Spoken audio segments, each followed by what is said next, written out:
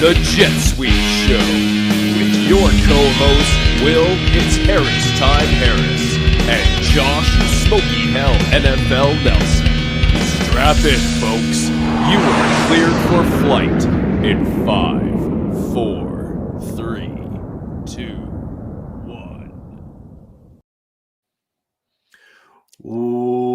Welcome, fantasy footballers and Monday Night Football fans. Thanks for joining myself. It's Harris Time and my co-host Josh Smokey-Hell Nelson of the Jet Sweep Show. We'll be flying high, looking at the week behind us with a little segment called the Black Box, give you a little look at the top performers this week and talk a little bit about waivers coming up. And we'll do all of this, get you right back for the second half, and maybe John Gruden and the Raiders will wake up and realize that they're playing football on this Monday night. Josh, how the hell are you, man?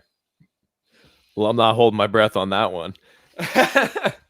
But me, I'm doing fantastic. My Cowboys just put on a clinic yesterday against a historic defense that was a defense that had started off the season on a 3-game historic pace. Like no one had ever done the numbers that they had done until they met the Cowboys, baby. But other than that, I'm doing fantastic. Family's doing good. I mean, things are going great. We got football. How could we be sad? No, absolutely, Smoke. And yeah, hats off to your Cowboys. What's going on with CD, though, my man? Who? I guess anyone see my little lamb? My lost little lamb. What do you need the lamb for when you've got Dalton Schultz to throw all those touchdowns to, right? Right? Even Jarwin got one. I know, man. Craziness. But it's good to see as a Cowboys fan, and it's good to see the Cowboys for fantasy football, right? Like that's a high octane offense that can really get it done in a multitude of different ways. And looks like they'll be a dangerous team to play against all season. Absolutely, man. Like if you got the tough run defense, awesome. We're gonna throw on you. If you got that pass funnel defense, like there's nothing that we can't put an offense against, and we're not even running at full capacity yet. Gallup's going to be back sooner than later, and when he is, I mean, who are you gonna stop? And Kellen Moore running this, man. Like, I had this conversation with my brother yesterday that there must be a handshake agreement between Jerry Jones and Kellen Moore that, you know, once the clown show of McCarthy has run its course to, you know, grinding to a halt because he's just a dummy. Get him the hell out of there. But Kellen needs to be the heir apparent. He needs to be the coach of the Cowboys. No one deserves that more than him. The way he is getting this offense going, like that last play to seal the game when all they had to do was, you know, take the knee after, just a beautiful little thing with Zeke going out, and then boom, little flick to Pollard gets out. Brilliant. It's nice. He's just working it so nice. But anyways, let's get into this, man. We're going to get into the black box, man. Show us what was the news items of the week there, my boy. Yeah, absolutely. Just a quick note on the Cowboys, though. I got to say that Kellen Moore, we always kind of thought that was the wink, wink, wink with Jerry Jones, that he'd get the nod. McCarthy, he was looking pretty sharp in those new NFL sweaters, I must say. I mean, they are awful, man. Like you want to see something like that done right. Will, stand up just a little bit. I know what shirt you're wearing tonight. This is how you do that right. That is like just spectacular. Shout out. Yeah, let's not go. It looks like they threw your shirt in a blender and put it together with like Elmer paste. It does. Mike McCarthy should not have been wearing that. And if he was, maybe just a touch bigger, Mike. But big shout out to our friends over the Dynasty Rewind. Make sure that you check them out. And also make sure that you check out Coach Craig, who just launched his own Patreon subscription there. Lots of great details. This guy knows the game like nobody I know. out there in the football universe. But yeah, let's get into the Black Box. We got a lot to cover. And Black Box is where we get you up to speed on the events that happened this weekend. Smoke, it's awesome to see that your Cowboys are flying high. And, you said that we haven't probably seen everything. Well, another team that even looks better than the Cowboys, and I think that we have seen them at their top, and they'll continue to play lights out, not only on offense, but also on defense, and that's the Arizona Cardinals, who are 4-0, handily beat the Rams 37-20, and are averaging over 300 passing yards a game. It looks like this Kingsbury offense that we were waiting for 3 years ago has finally come to fruition. But Smoke and I, we were high on their defensive side of the ball last year as well, and they continue to, I would say, dominate. They're only allowing 18.5 points a game, and they've manufactured some really big plays. They've got 10 sacks and 4 interceptions on the year. Murray and the Cardinals look the part of NFC challengers, and they're absolutely fantasy football darling. Somebody that's no longer looking the part is Big Ben in Pittsburgh, man. The Steelers are on the wrong side of the AFC North, having dropped 3 consecutive games since their surprise season opener versus the Bills.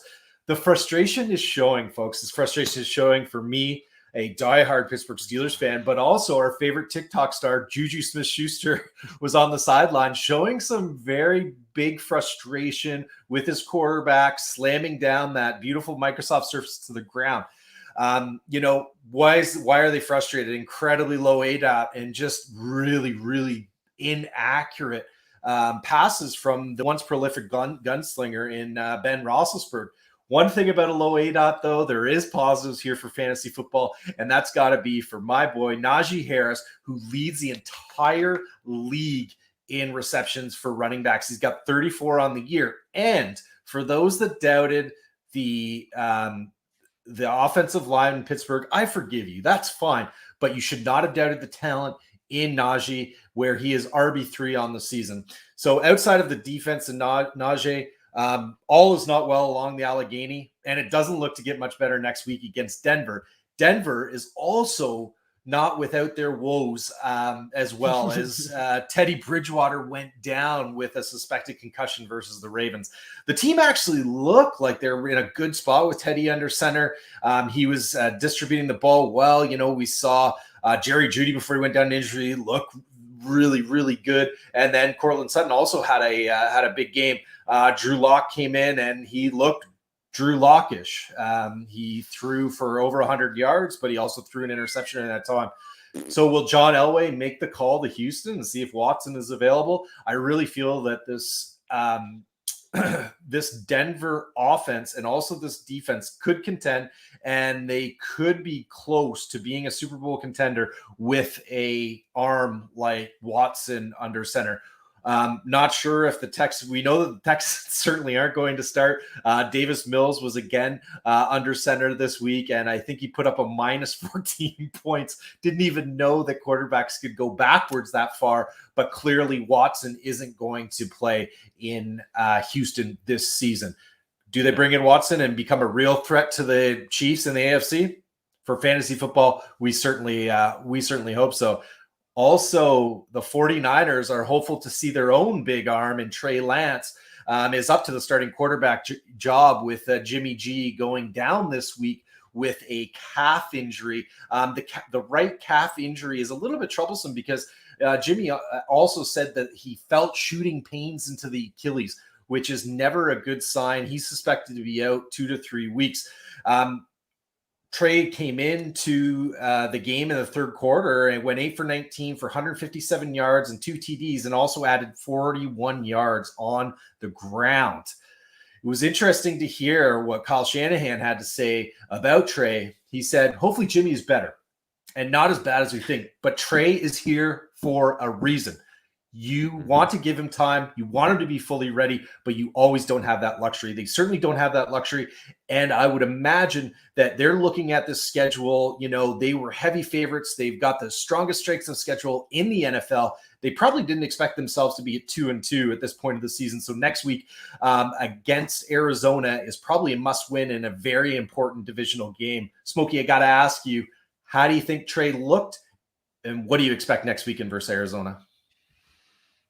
He looked like a rookie that got helped by a big ass Debo touchdown. But that's the thing. He's got guys like Debo. He's got guys like Ayuk.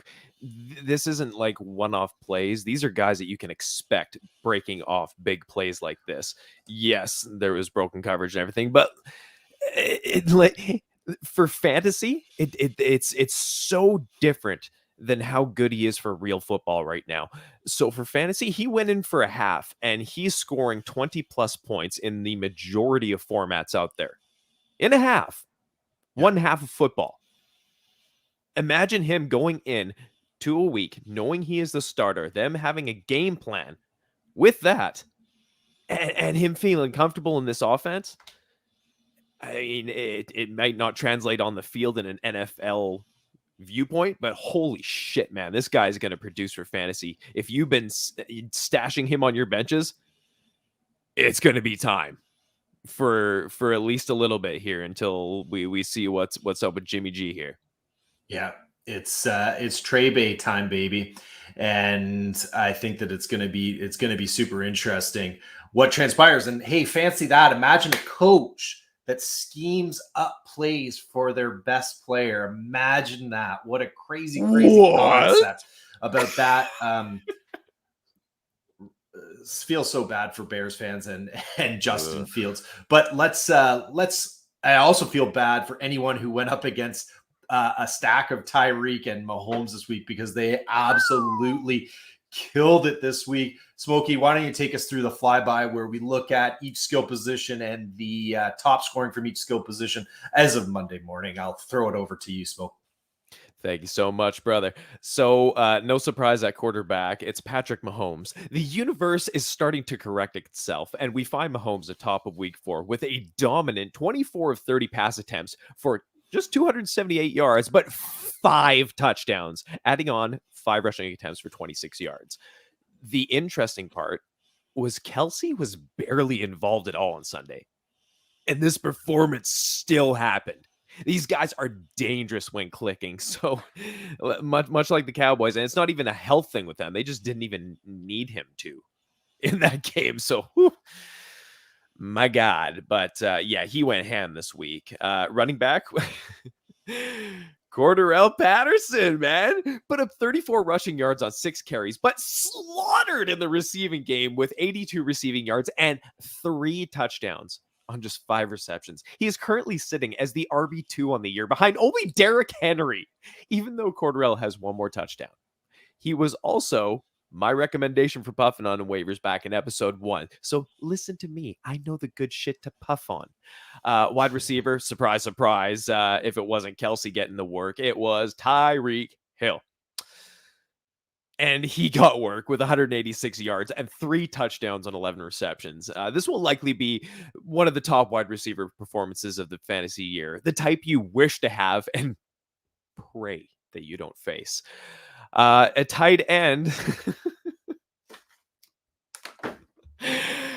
I fucking give up at tight end. Let me quickly read you the top 12 for the week. Number 1, CJ Uzomah.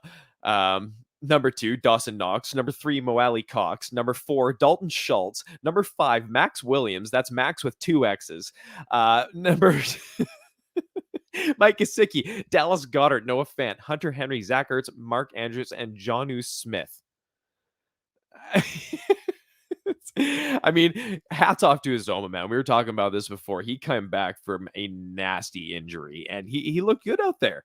I caught that game, and Burrow fed him some nice ones. Like, who fucking Ray? Can we get Kyle Pitts some fucking targets, please? Well, their red zone darling right now is Patterson. So, dude, they don't even have Pitts out there in some of these red zone situations. Like, not even on the field. But Pitts still is, among the leaders in red zone targets, if you can believe that. He just hasn't caught them. So that must just be a case of Ryan not being able to put the ball near that crazy big wingspan. Oh, man. That guy could literally flap those wings and fly above everyone else on the field and just catch those balls. Be patient, everybody. Continue to be patient with Pitts. Yes. Stay the course. Stay the course. Next, we're going to go into a new segment called Radar Readings. And in this, we're going to highlight 2 players that are trending on a flight path and whether to buy into that trend. First up, we have Sam Darnold. Now, Sam is no longer seeing the ghost of New York past, and he is morphed into man mode. Currently sitting at quarterback 5 on the year with 1,189 passing yards, a 67.8 completion percentage, 5 passing touchdowns, and 5 rushing touchdowns. This is the Sam Darnold we were sold. But can this continue, Will? Yes or no? Oh, love it. Yeah, agreed. I don't need to say too much more about that. I think that he is the real deal. The rushing, the mobility is just an added bonus that nobody was factoring into. Minus a few people that said, could this be a Ryan Tannehill type situation? I don't know if I want to compare that directly apples to apples, but it's Rushing encouraging wise, to see him. It's encouraging to see him do well, and I think he's gotten great pieces around him. And if he can't succeed with these guys, then he's definitely on him. Yeah, 100%, absolutely. Okay, so we're both we're both in agreement on that one. The next player cleared for flight, baby. Cleared for flight. The second player might not be. He is coming up on our radar, Mr. Miles Sanders, who's currently sitting as a low RB3 on the year, while Jet Suite favorite Kenny Powers Gainwell is an RB2, sitting at number 24 overall. Now, Sanders has been given 18 more carries than Gainwell, but 4 less targets. Gainwell also edges him out in the touchdown department with 2 to Sanders' none. Now, before Craig jumps in with the game flow and everything, can this continue, Will? Yes or no? I think that Kenny will continue to cut in. And the thing that nobody's talking about, which I find very surprising, is what was Miles Sanders known for when he was coming into the league? Catching passes. So this is a really big concern for me. I've been a long time Sanders fan. I've got him on a lot of fantasy rosters, but that he's losing what he was known for, what he was brought into the league to be, is a big concern to me. So I'm very much concerned on how Sanders is trending. Absolutely. Yeah, it's not looking good. But I don't think it's much the talent as it is just the usage right now. If we see more usage, he could definitely start trending up. So I think this one is kind of getting grounded. Maybe the engine's on fire, one of them, or something like that. But speaking of fire, we're gonna drop into Puff Puff Pass, our waiver wire ad drops. And last week, we were puffing on Chuba Hubbard and Demetric Felton while recommending to pass on Quintez Cephas. Chuba passed the eye test for me as CMC's handcuff, but he didn't get the passing game involvement like I hoped. So he produced a line of 57 rushing yards on 13 carries and 2 receptions for 14 yards. Not quite the hit that we wanted. But the Cowboys defense was also playing great. I'm still flexing him for as long as CMC is out. 100% clear on that. Felton fell a little bit more flat as the role was just not a juicy one in Cleveland, and Baker did not have a great game. And even with that, he is out targeting some of the more notable names in the wide receiver depth chart, but he's mostly just kind of special team stuff. If that being said, if you play in a league with special teams points, he is producing there, so worth a stash, worth a flex. I don't know. Cephas was a bit of a miss. He put some yards up on only 4 receptions, and he seems to be carving out a role in Detroit. But he is being outproduced by a shorter than me, Khalif Raymond. Will, who we puffing on and passing on this week? Let the people know. Yeah, we're going to be puffing on somebody that anybody that knows me, I'm a big fan of hyper athletic tight ends. This guy certainly fits that bill, and that would be one Dawson Knox, who was number 2 or 3 on the week in terms of tight end performance. You'll be hard pressed to find him in sleeper, where people are a little bit more in tune with what's going on. They probably were on Knox a couple weeks ago, but he's certainly available in over 50% of Yahoo leagues. The knock on Dawson for a long time was that he just had these timely drops all the time, and that he hadn't caught a pass since his freshman year of high school before coming into the NFL, but that's a whole other story. But he has seemed to have put this catching problem to bed, which is really important in the game of football. And he's averaging, which is important to me, 5 targets a game, and is clearly Allen's go-to in the red zone. And he is second in the league with 7 red zone targets and has 6 completions and 4 TDs. We love this kind of usage, so we'll be puffing on the red zone savant in Western New York, known as Dawson Knox. The second player that we're adding, and again, this player will be available in most leagues, is Kadarius Toney. With injuries to deep threat Darius Slayton and Daniel Jones, slot darling Sterling Shepard, the age of Kadarius might be upon us in New York. Toney was targeted 9 times this week and took the majority of these in the slot. With Slayton and Shepard still out, this could be a sneaky free agent grab for wide receiver needing teams. And with the matchup against your Cowboys, Smokey, who have given up the 6th most points to wide receivers, I'm liking Kadarius Toney as a late addition, or as a late round. We're not in rounds here. As a free agent ad, you probably don't need to put it. You probably don't need to put in a waiver claim for him. So just wait for he's on free agency. Smokey, are you into the age of Kadarius? You can put your Gator bias aside. I can't. It's draping my chair, literally. Yeah, you know what? If the opportunity's there, I'm not a huge Kadarius guy, but I'm a huge opportunity guy. And if he's going to get it, yeah, man, let's 9 targets. Let's do it. 9 targets and a couple other ones that you should be puffing on this week. Gotta like Jamison Crowder, Damian Williams, our guy Kenny Gainwell, and in Superflex leagues, you got to make sure that you got Taylor Heineke rostered as he's getting the job done for the Washington football team. And my pass for this week is going to be Alex Collins. In fantasy football, a lot of people, what they do is they chase last week's stats. We don't want to be chasing last week's stats. Mm-hmm. What we want to be chasing is the role that these players have. So we want to be looking at how many touches they have, how many targets they have. What has the last 3 or 4 weeks look like? Have they been building up in terms of how much usage they're getting? And to let everybody know, before his 10 carries this week and his passing touchdown that he got, he had a total of 3 touches, Smokey. So don't let the stat line fool you. This is absolutely Chris Carson's team. And you got to think that Pete Carroll is a smart Super Bowl winning coach that's been around the league for a long time. Was he looking at this game and saying, you know what, I want to keep one of our best players fresh for Thursday night against a very, very tough Rams team that I know Chris Carson is going to be up for that game and prepared for? You got to think about these kind of things. So I am taking a big pass on Alex Collins, though. We do reminisce back to those 2018 days, but that's in the past, folks. Look at the usage, and we want to be in on Chris Carson. So again, our puffs this week are Kadarius Toney. You can get him in free agent. No need to put in a waiver claim for him. And you got to make sure that you are getting in on Dawson Knox if he's still available, and a big pass on Alex Collins. We're back into the third quarter of the Monday Night Football game. So from Smokey and I, we got to fly. But tune in to the Jet Seat Show next week as we are your wingmen to fantasy football success. Catch you on the flight deck. Thank you for tuning in to the Jet Seat Show. You can follow Will at It's Harris Time, Smokey at Smokey-Hell NFL, and the show at Jet Suite Show. You can find the podcast on Apple Music, Spotify, YouTube, and anywhere else you can find podcasts. Don't forget to subscribe. We'll see you next week.